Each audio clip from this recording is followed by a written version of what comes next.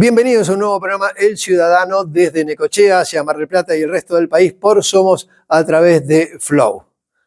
Antonio Corona estuvo presente en San Martín, en el Gran Buenos Aires, donde Ricardo Alfonsín hizo el lanzamiento del espacio político UNIR, conformado por un espacio que se denomina Raíces, también por Libres del Sur y Forja. Antonio Corona nos hace un análisis acerca de por qué Ricardo Alfonsín plantea esta posibilidad de ir por fuera del radicalismo, ya que decidió definitivamente dejar de ser afiliado al centenario partido por el cual su padre, por otra parte, fue presidente de la Nación. Antonio Corona, ¿qué significa este nuevo espacio político denominado UNIR y que tiene como uno de los referentes a Ricardo Alfonsín? Y el principal significado es buscar un grupo de progresistas de centro izquierda que pueda llevar voz al Congreso justamente para poder defender a la clase media, a la clase pobre, de todos los avasallamientos que estamos teniendo hoy en día por parte del gobierno actual, ¿no? De la derecha. Nace por esa iniciativa en conjunto que han tenido estas tres fracciones o partidos políticos como Libres del Sur, Forja y el grupo nuestro que venimos del radicalismo, que es el grupo Raíces, buscando, lógicamente, poder representar a un sector del electorado que hoy se siente un poco huérfano, principalmente por el espacio que ha dejado el radicalismo y después por otros espacios que hoy en día están también, que no quieren votar al peronismo, que no quieren votar al kirchnerismo y que no se sienten de acuerdo con el gobierno actual. Y eso a eso apuntamos, a buscar esa franja electoral para poder representarla, ¿no? Y también sabiendo que desde el radicalismo hasta ahora no hay una postura clara en ese sentido. Venimos, lamentablemente lo digo como radical, porque yo soy afiliado, Ricardo se desafilió del partido, pero bueno, nosotros los que estamos con él, algunos se pueden desafiliar, otros no. Yo personalmente no pienso desafiliarme por ahora, pero sí voy a trabajar. De hecho, ya estamos trabajando desde hace un tiempo en este armado político a nivel local y seccional, ¿no? Justamente era la pregunta que le iba a hacer, si sí. Así como Ricardo Alfonsín decidió desafiliarse, los referentes locales de este grupo Raíces, entonces, ¿qué van a hacer? ¿Van a participar dentro de la interna del radicalismo o no? Participar como afiliado, como votantes. Eso de que haya interna a nivel local, seguramente estaremos del lado que estén compitiendo contra el oficialismo actual de la provincia de Buenos Aires. Ese va a ser nuestro lugar para ir a votar y colaborar en esta interna partidaria, con el fin de que también el partido tenga una renovación, una revolución interna que pueda llevar a que en el 2025 inclusive sean parte de este armado que nosotros estamos generando a nivel provincial y también nacional.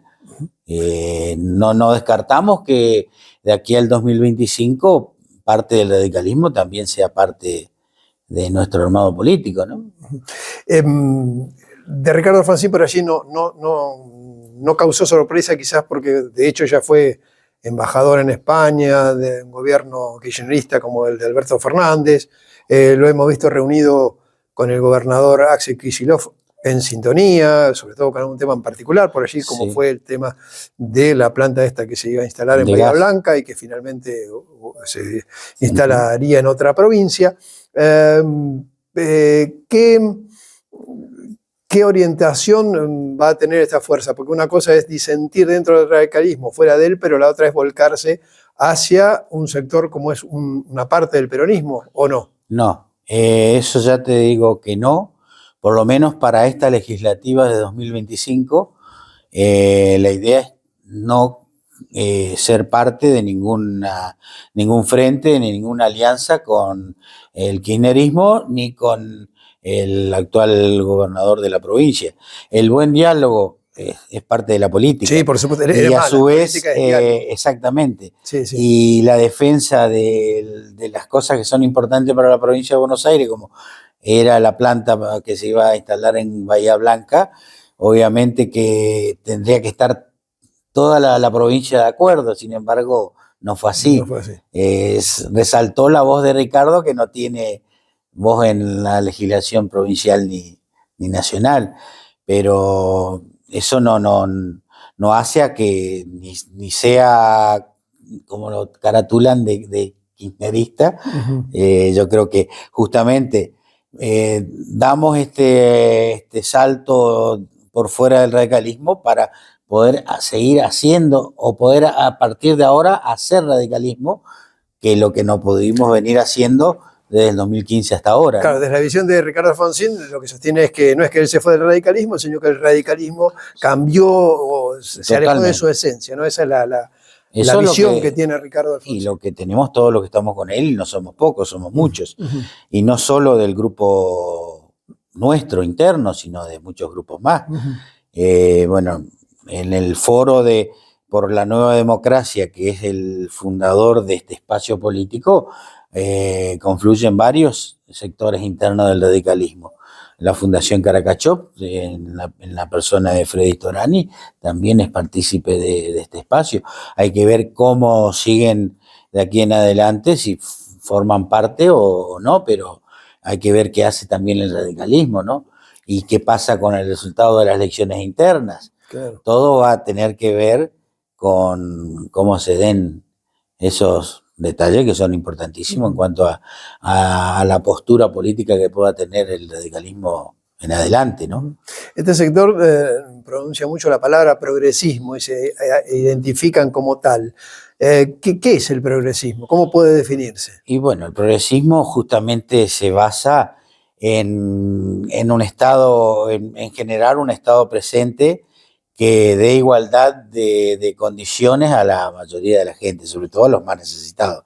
Entonces, un Estado que facilite la educación, facilite la acción social, que tengamos salud en cuestiones igualitarias, que tengamos la universidad con un buen presupuesto para que la universidad pública, ¿no? Siempre hablando de lo público. Sí, sí. Y después generando las condiciones para que tanto desde la industria y desde el crecimiento general del país tengan igualdad de condiciones, tanto las pymes como todos los demás capitales, ¿no? Que no haya una diferencia grande entre el capitalismo y los demás emprendimientos también, desde lo que es la comercialización, ¿no? Bien, Corona, pero más allá de lo ideológico, de lo partidario, de lo dogmático, ¿no cree que hay circunstancias donde es necesario adoptar ciertas medidas o hacer ciertos frentes? Y en este sentido quiero recordar que Ricardo Alfonsín, por ejemplo, oportunamente compartió una fórmula con Francisco de Narváez, que precisamente no representa un sector del progresismo. Y Federico Storani también fue ministro de Gobierno, ministro de Interior, Sí. mejor dicho, del gobierno de Fernando de la Rúa, ¿verdad? Sí, sí, sí. Por eso digo, hay circunstancias por allí, ¿no? Claro, bueno, en el caso de Federico Storani no dejaba de ser un presidente radical. Y en cuanto a lo de Narváez, por ahí la historia se la marca como que, bueno, para empezar, Ricardo no compartió fórmula, porque Ricardo fue candidato a presidente y de Narváez fue candidato a gobernador. A gobernador, sí. Y los que le llevaron a de Narváez al partido y a hacer ese acuerdo no fue Ricardo Alfonsín. Lo que pasa es que los que lo saben no lo dicen. Bien. Y muchos lo esconden para decir la verdad. A de Narváez lo llevaron Sanz, Morales y Negri. Eso lo puedo decir y discutir a cualquiera porque fue así. Y a Ricardo, lógicamente, era la voz del partido, era el candidato del partido y siempre electoralmente se busca la conveniencia también, no hay que dejar de lado. Claro. Venía de ganarle en el 2009 a Néstor Kirchner en la provincia de Buenos Aires, Sí, sí. no era poca cosa.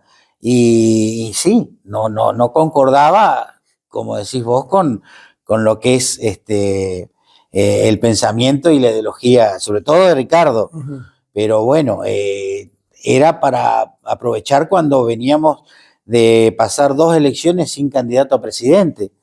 Sí. Y veníamos de pasar la elección de Moró del 2% de votos. Histórico, sí, sí. Entonces, Ricardo, y fue el último candidato radical que tuvimos en el 2011. Claro. Sacó el 13 y pico %. Y en el 2007 había sido Labaña el que representó al espacio. Sí, que tampoco, y después, bueno, ya se nos terminó el partido y estamos hoy con lo que es la triste realidad de la Unión Cívica Radical. Claro, ¿no? Últimamente no ha tenido candidato ni a gobernador ni a presidente. A nada, porque ni siquiera nos dieron los vices. Uh-huh. Nos dieron vices nada más que para las PASO de las últimas, del año pasado. Claro. Que fueron Negri por un lado y Morales por el otro. En las fórmulas del PRO, ¿no? Por el PRO. No, de juntos, llamémoslo así. Sí. Pero bueno, lamentablemente fuimos, como dice Ricardo, eso sí, repito lo que dice él, convidados de piedra, porque no tuvimos voto y a su vez a lo que querían criticar o hacer una crítica interna, no se le daba el espacio ni el lugar porque era como poner palos en la rueda al gobierno en su momento de Macri.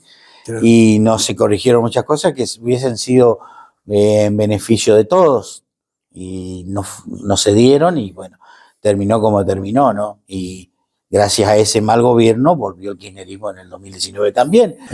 Corona, por último, en el ámbito local, este espacio que se llama UNIR, por lo menos hasta ahora, porque hay que ver si le cambian el nombre, porque sí, había una fuerza con ese nombre. Sí, seguramente va a tener otro nombre. Eso es por ahora, unir el progresismo, es como una frase, como no es un nombre. Exactamente. Vamos a ver qué nombre adquiere finalmente. Claro. Quiero decir, va a tener un espacio aquí en Necochea, van a trabajar juntos, Ya estamos articulados con las 2 fuerzas que forman parte en este momento de Libres del Sur. Libres del Sur y Forja. Claro. Así que en eso ya estamos en reuniones, hemos tenido la semana pasada. De hecho, yo viajé con chicos de Forja de acá de Necochea al acto de San Martín. Y ahora lo que nos queda, que no es poco, es empezar a dialogar con las distintas fuerzas afines que tenemos en Necochea. Bien, recordemos que el lanzamiento fue hecho en San Martín, en el AMBA, digamos, en Buenos Aires, y ustedes estuvieron allí presentes, como decía. Sí, y ahora va a haber, en el próximo se va a hacer desde La Plata, y después estamos viendo, ya no sé si para octubre o noviembre, otro igual en Mar del Plata. Bien. Mar del Plata o Tandil, depende de cómo estén dadas las condiciones en la 5ª sección. Van a ser los 3 principales lanzamientos del grupo y después ya, bueno, lógicamente trabajando en sumar adeptos y poder generar una propuesta que llegue a la gente y que represente en cuanto a lo que pensamos y lo que queremos, ¿no? Bien, y la ficha de radicalismo sigue firme. En el caso mío, sí. Sí. Por ahora, sí. Bien. Sí. Bueno, muchas gracias, Corona. No, gracias a vos por la entrevista. Muchas gracias. Hacemos la primera pausa, ya volvemos. Hay más invitados en El Ciudadano. All my time I'm waiting you to answer the phone. Nothing seems to happen, but the last stage is gone. I hope somewhere your voice promises less and us more, but still my pillow's on the floor. Anyone could say that we are never assured, for things we're dreaming of are always out of the store. Pages light up. No te pierdas las promociones de YPF que continúan vigentes. Pasá por 554 y 515 y allí podrás aprovechar todas las oportunidades. Es la nueva estación de servicio de Quequén. Si no tenés la app, podés bajarla en muy poquitos segundos. Disfruta de todos sus beneficios.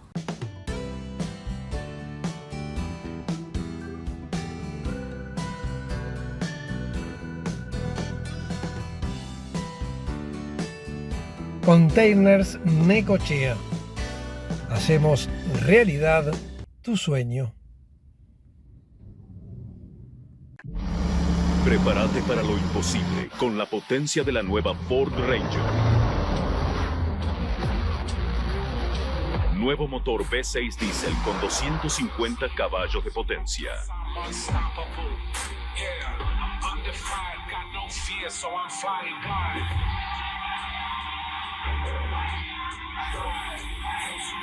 Ford Ranger, nueva generación. Que venga lo imposible.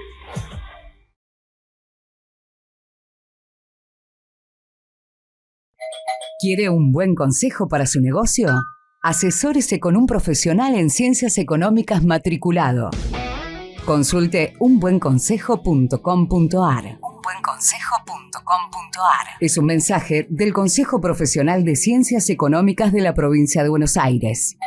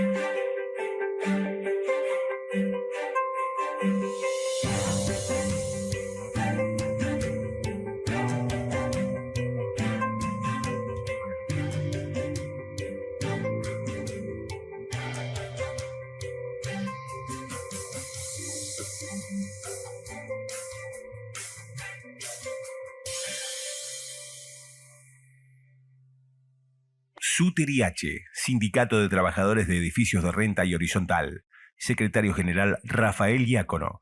Diagonal San Martín, 1471, teléfono 43 66 31.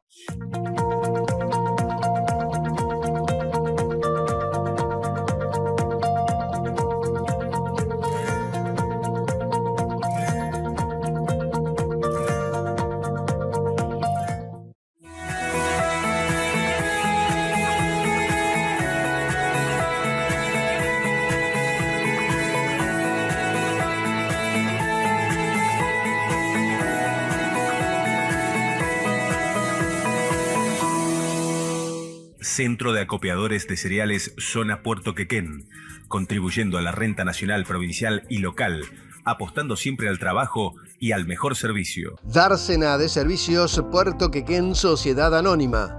Agencia Marítima, servicios complementarios para el transporte marítimo, explotación de servicios de terminales como puertos y muelles. Dársena de Servicios Puerto Quequén Sociedad Anónima. Elsa Guillermo es docente loberense y actualmente jefa distrital de educación. La consultamos acerca de cuáles son los protocolos que se siguen cuando hay episodios de violencia en establecimientos educacionales, entre otros temas, teniendo en cuenta que hubo 2 episodios últimamente aquí en la ciudad de Necochea. Uno en agosto de 2024, hace muy poquitos días, y el restante el año pasado, en marzo de 2023. Elsa Guillermo ya ha transcurrido un tiempo de estar en la función de jefa distrital de educación o inspectora distrital de educación precisamente en el distrito de Necochea, que abarca no solamente a esta ciudad. ¿Cómo ha sido, cómo está siendo esta experiencia tuya, que sos oriunda de Lobería? Bueno, la verdad que muy rica. La verdad, llevo unos 16 meses a cargo de la jefatura distrital y honestamente al principio fue un desafío que medité bastante si lo aceptaba o no, porque venía de recorrer toda la región 20 de la supervisión de la educación técnico-profesional. Así que bueno, era un día a cada distrito de los 5 que constituyen la región 20, que son Tandil, Balcarce, San Cayetano, Lobería y Necochea.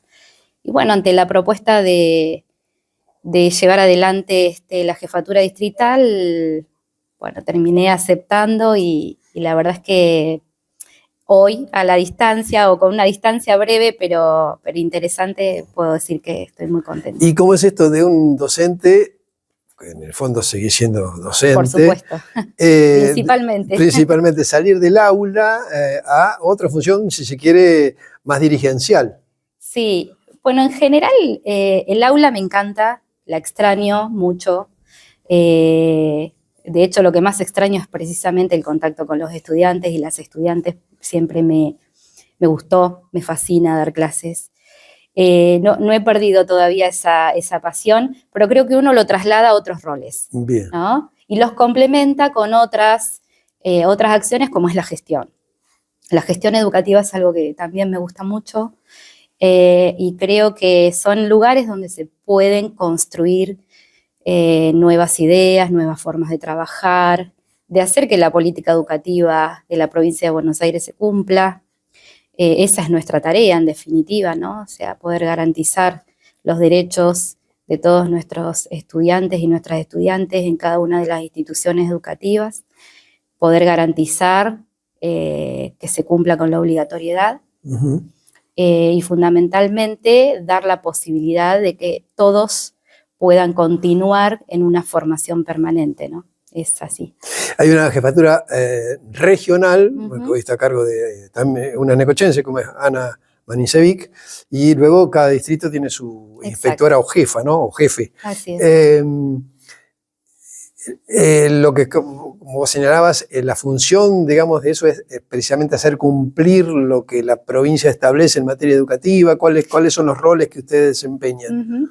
Sí, fundamentalmente nosotros somos garantes de los principios que establece nuestra Ley Provincial de Educación, Bien. Nuestra Ley Nacional de Educación, Ley Provincial de Educación, fundamentalmente con todo su marco normativo que es muy amplio, muy rico también, muy interesante para incluso la lectura de aquellos que no están dentro del ámbito educativo. Hay bibliografía muy rica respecto de lo que es hoy ser estudiante, de lo que es hoy ser docente y lo que es conducir las instituciones educativas en los contextos que hoy habitamos, ¿no? Atravesados por otras cosas, atravesados por lo mediático, por las redes sociales, por constituciones familiares diferentes de las que eran hace 30, 40 o 50 años atrás, o 100. Bueno, y creo que eso por ahí, lo interesante es que nuestro sistema siempre se está enriqueciendo, nutriendo y desarrollando hacia adentro todo el tiempo. Por eso digo que hay una bibliografía muy vasta y muy rica, no solo en lo pedagógico, en lo filosófico, sino también en los marcos normativos que nos dicen qué hacer todos los días en nuestras instituciones. ¿Él sabe qué? ¿Por dónde pasan las mayores dificultades o problemas que tiene hoy por hoy la educación en la provincia de Buenos Aires? A tu criterio. A mi criterio, hoy estamos frente a un desafío que tiene que ver con que aquello que enseñamos realmente fortalezca a nuestros estudiantes, interese, nuestros estudiantes le den sentido a eso que aprenden. Y creo que desde mi punto de vista eso es lo más profundo que tenemos hoy, ¿no? O sea, construir convivencia, construir democracia, construir red de trabajo, entender que las instituciones educativas no somos algo aislado.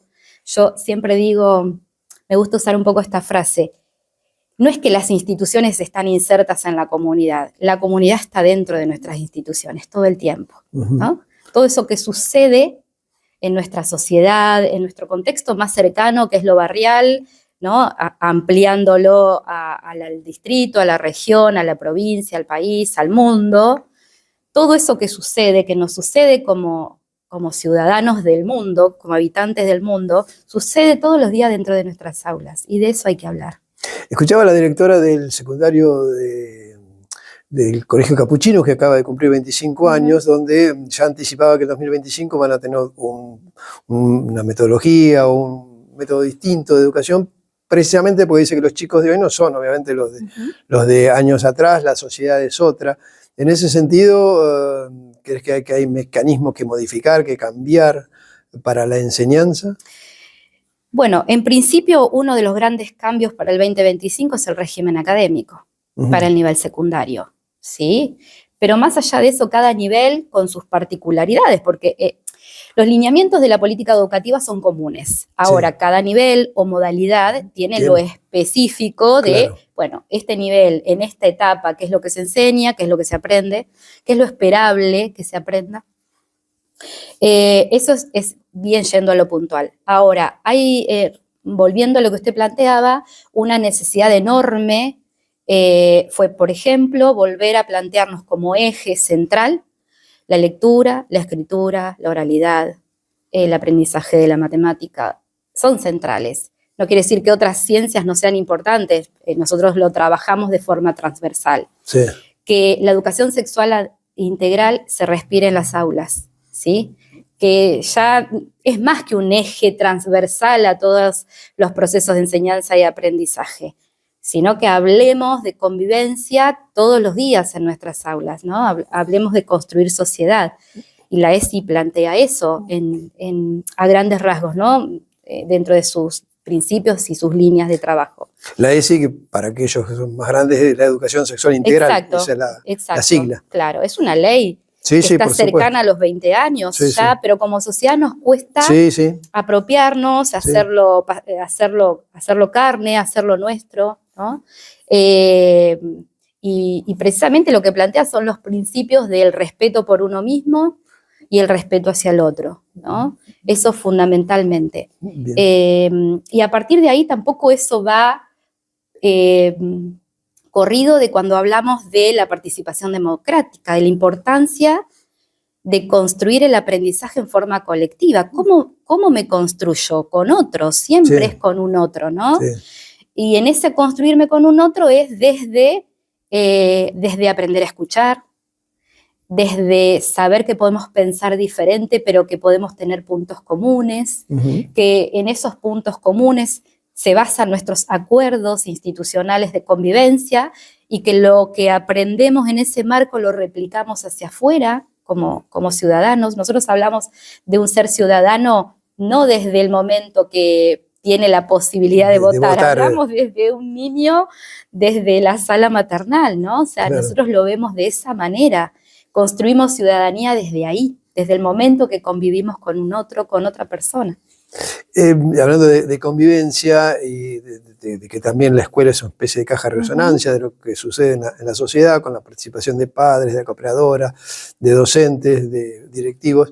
En algunos se han dado algunos episodios puntuales de violencia contra los docentes, ¿no? Que también hay violencia contra los médicos en los hospitales, en fin, eso es un reflejo quizá de la sociedad, de cómo se está viviendo.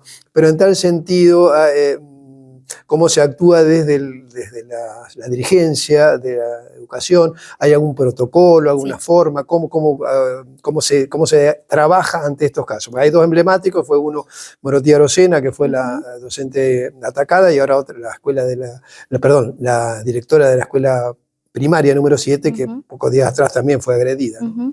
Sí, bueno, nosotros tenemos un protocolo, como bien usted dice, que está estipulado lo que nosotros llamamos guía de intervención en situaciones de conflicto y vulneración, que en realidad no es reciente, sino que era un marco normativo desde el año construido, en principio, muy fuertemente en el año 2012, que fue actualizado en el año 2023, ¿sí? Esa guía de intervención, ¿por qué requirió ser actualizada? La verdad es que hoy nosotros decimos con nuestros colegas, ya hoy nos queda chica nuevamente. Claro. Porque toma, digamos, otras situaciones que se generan. A veces una cuestión de convivencia se generaba solamente en el aula. Claro. ¿Qué es lo que nos atravesó después? La digitalidad, ¿no? Nos atravesaron las redes sociales. Entonces, a veces una situación de conflicto se iniciaba por un estado de WhatsApp, por ejemplo, ¿no? Que después terminaba a veces en una situación de violencia donde no siempre los actores de esas situaciones son los menores o son los estudiantes, ¿no? No. O sea, nosotros hablamos de nuestra comunidad educativa y que la convivencia se construye en comunidad educativa. Claro. Y la comunidad educativa la integramos todos. No solo los que somos docentes, Sí. sino familias, quienes Exacto. integran la cooperadora, como bien usted decía. Los padres. Exacto. Entonces, hay que trabajar mucho en eso, trabajar mucho en construir confianza, en tejer lazos, en que docentes y familias podamos confiar unos en otros. Y ese es un trabajo de todos los días. ¿Que ha habido situaciones de violencia? Sí, eso es real. Situaciones que han sido más mediatizadas y otras que no. Exacto. Eso también es cierto. Pero créame que en realidad nosotros trabajamos desde el minuto 1 que sucede algo. La guía de intervención establece pautas de cómo se hace esa acción, ¿no? Porque en principio nosotros tenemos que proteger a ese niño o esa niña o ese adolescente o ese joven que queda inmerso en una determinada situación y tenemos que garantizar su continuidad pedagógica. Cuando hay intervenciones de adultos o donde la situación de conflicto es entre adultos, bueno, también como institución tenemos un protocolo de acción que no siempre se ajusta o se resuelve en el marco de nuestro marco normativo o en el marco de lo que es el sistema educativo solo. Requiere de otros efectores, de otros actores institucionales, como por ejemplo la justicia, ¿no? Sí, que en este último caso actuó la justicia y puso una restricción es así. a la madre de un alumno, ¿no? Exacto. Entonces, bueno, en ese marco yo la verdad es que nosotros tenemos que cuidar a la totalidad, ¿no? Tratar de trabajar con cada con cada uno de los actores que quedan involucrados en una situación y precisamente para que ese tejido se vuelva a reconstruir, claro, que es en definitiva nuestra tarea. A veces no es fácil, ¿no? Cuando hay violencia, ya sea psicológica, ya sea verbal, ya sea física. Lleva un tiempo recomponernos, eso lastima mucho, lastima a las instituciones, lastima a las familias, lastima a la comunidad. Entonces, volver a construir nuevamente esa red, esa confianza, bueno, lleva un tiempo, ¿no? Es así, pero no por eso tenemos que dejar de hablar de lo que nos pasa, ¿no? Y de lo que nos pasó, de lo que nos pasa y de cómo seguimos de acá en adelante. Mientras la justicia va haciendo lo propio, ¿no? Sí, o sea, por es lo que corresponde y en realidad a veces se trabaja en forma de red, a veces, digo a veces porque hay acciones puntuales que se hacen de manera intersectorial, otras no. Pero para que la comunidad se quede tranquila, lo importante es rescatar que no es que sucedió el episodio y ahí se terminó, sino que efectivamente desde el ámbito educativo, más allá de lo que disponga la justicia, se sigue el caso, se sigue trabajando para recomponer, como decías, ese tejido, ¿no? Claro, exactamente.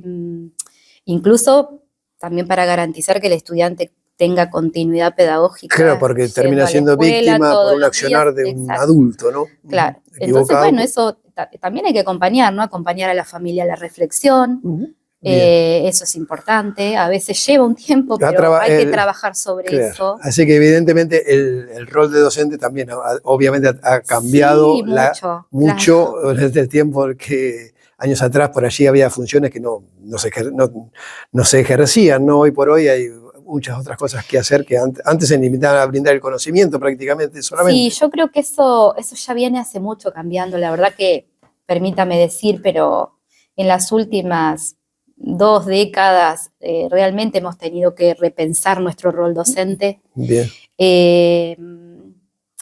Y somos enseñantes todo el tiempo. La verdad es que uno, cuando asume esta profesión, no deja de ser enseñante. No somos solo enseñantes de un contenido académico, Claro. somos enseñantes de convivencia, Sí. somos enseñantes para otros adultos, A eso para iba. nuestros propios pares, nuestros Sí, propios sí. colegas, o sea, y tenemos que poder acompañarnos, ¿no? Y también entender, Hugo, que hay un marco normativo que nos dice qué hacer, Bien. y de eso no nos podemos correr. Correcto. ¿Sí?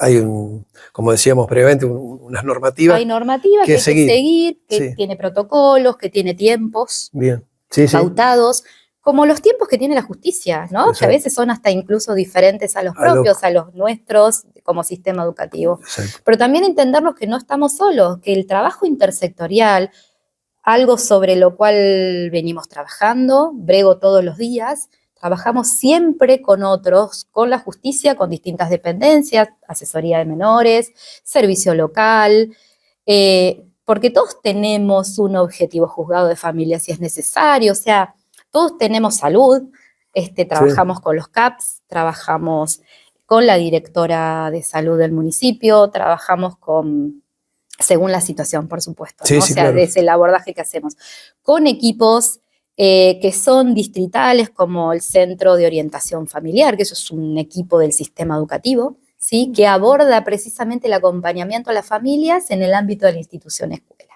Bien.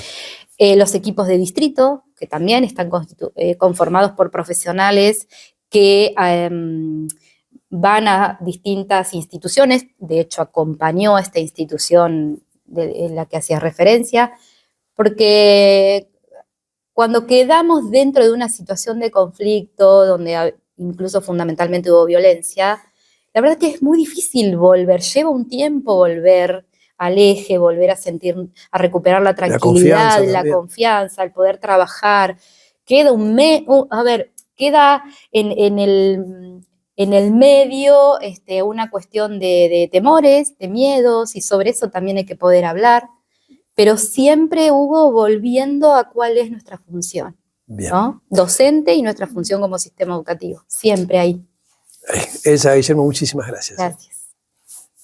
Hacemos la segunda y última pausa, ya volvemos. All my time I'm waiting you to answer the phone. Nothing seems to happen, but the last stage is gone. I hope somewhere your voice promises less and us more, but still my pillow's on the floor. Anyone could say that we are never assured, for things we're dreaming of are always out of the store. Pages light up. Además de las promociones en la carga de combustible, en la nueva YPF de Quequén tenés la oportunidad también de disfrutar de la Full, que está allí instalada, con las promociones que semana a semana se están brindando. Tiene que ver todo, por supuesto, con lo gastronómico, y también tendrás la posibilidad de ver en gran pantalla los principales partidos de fútbol nacionales e internacionales. Recordá 554 y 515, la Full de Quequén. Dársena de Servicios Puerto Quequén Sociedad Anónima. Agencia Marítima, servicios complementarios para el transporte marítimo, explotación de servicios de terminales como puertos y muelles. Dársena de Servicios Puerto Quequén Sociedad Anónima. Prepárate para lo imposible con la potencia de la nueva Ford Ranger. Nuevo motor V6 diésel con 250 caballos de potencia.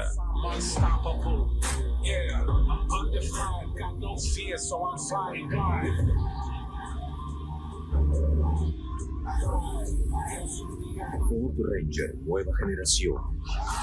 Que venga lo imposible.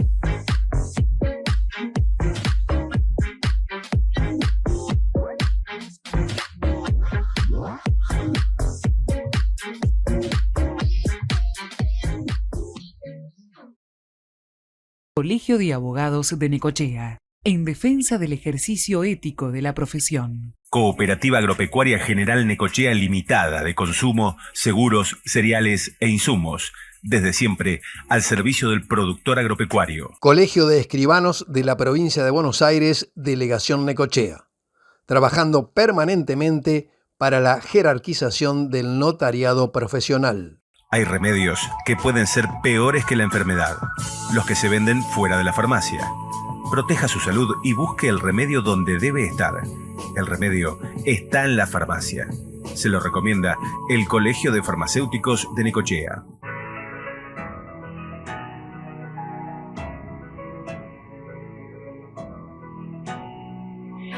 Comenzamos cada día marcando una realidad de trabajo orientada al servicio. Respetamos en cada decisión los compromisos y respondemos a los intereses del sector. Nuestra premisa de gestión es ofrecer un servicio público, sostenible y de calidad. Somos líderes en transparencia y calidad en logística agroexportadora. Usina Salud. Comunicate al 42 5715 o al 42 1887. Ingresá también a www.usinasalud.com.ar. CAPROC, Cámara Industrial de Producción y Servicios de Puerto Quequén. Aportar desde el conocimiento y la experiencia. CAPROC. Contacto info@caproc.com.ar.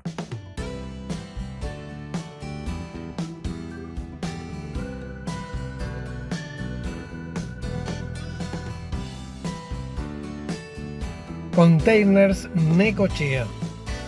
Hacemos realidad tu sueño. Asociación de Cooperativas Argentinas, la principal organización de productores del país.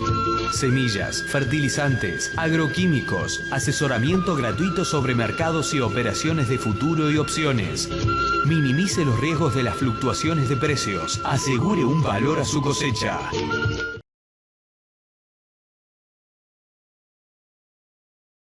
Una muestra de lo que fue la represión en cuanto a lo cultural durante la última dictadura militar es ofrecida en el Centro Cultural Municipal de la calle 62. Al respecto habla el profesor de Historia Alejandro Andersen. Alejandro Andersen, esta muestra sobre lo que representó la dictadura para la cultura en nuestro país, que se ofrece en el Centro Cultural Municipal de la calle 62, ¿quién la realiza? ¿Quién la impulsó? Bien, en principio es una gestión conjunta entre el Archivo Municipal de la Memoria y el Centro Cultural Municipal, o más conocido como la Escuela Municipal de Artes, con su director Sebastián Cerqueira. Bueno, convivimos en el mismo edificio, el archivo funciona ahí, y siempre habíamos hablado de traer esta muestra, porque la muestra, esta y otras, son armadas, son muestras itinerantes armadas por la Comisión Provincial por la Memoria. Bien. Y bueno, estaba pendiente esta, una muestra muy solicitada, son muestras que recorren toda la provincia, claro. Y lo pedimos hace muchos meses, la conseguimos para esta oportunidad. Y también teníamos las ganas de, en principio, al trabajar juntos con la Escuela Municipal de Artes, obviamente la temática se relaciona, y también es importante ir mostrando distintos aspectos de lo que significó la última dictadura cívico-militar, directamente eso, pero también en general, poder ir viendo, mostrando los alcances que tiene un gobierno totalitario o un gobierno autoritario, ¿no? Por supuesto, generalmente nos concentramos en las consecuencias más trágicas de la dictadura. Claro, sí, simplemente la muerte, desaparición de personas. Claro, con la desaparición de personas y demás. Pero también es importante visualizar a veces que se utilizaron distintos mecanismos que también permitieron esa parte más trágica de la dictadura. Claro.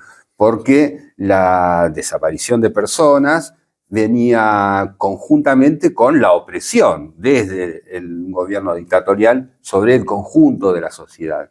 También es importante para nosotros en este caso ir dando indicadores de cómo la dictadura se descargaba sobre toda la sociedad, no solamente sobre algunos sectores que podían ser sus víctimas directas a partir de cuestiones sociales y políticas. Y cuando observamos los mecanismos de la represión sobre las expresiones culturales, la censura, la persecución sobre algunos actores culturales, también podemos visualizar una especie de modelo o de guía que tenía este gobierno para generar algún cambio en la sociedad. Para dar un poco más de precisión, una de las expresiones culturales más afectadas por la dictadura fue el folclore. Sí, sí, sí. Un folclore que los artistas folclóricos con muy fuerte contenido social en sus creaciones artísticas, y pasada la dictadura se puede notar el impacto que tuvo ese tipo de persecución sobre esa expresión artística en particular, en la modificación de los artistas, de las temáticas de las canciones. Claro, bueno, muchos de ellos debieron exiliarse para evitar ser asesinados, ¿no? A muchos les advirtieron de alguna manera que se tenían que ir y bueno, obviamente lo hicieron. Esto también hubo actores, distintas vertientes del arte. Y por supuesto, y escritores y demás, pero además, cuando nos concentramos en los listados que aparecen. Sí, había listas negras, como se llamaban. Pero es importante también que quién elabora los listados y que tenían que ver directamente con los servicios de inteligencia. Sí. La muestra en particular que tenemos nosotros en exposición en este momento refiere a lo que se encontró en los archivos de lo que era la Dirección de Inteligencia de la Policía de la Provincia de Buenos Aires. Después hay otras listas más amplias que elaboraba el CONFER, que dependía de la CIDE, ¿no? Sí.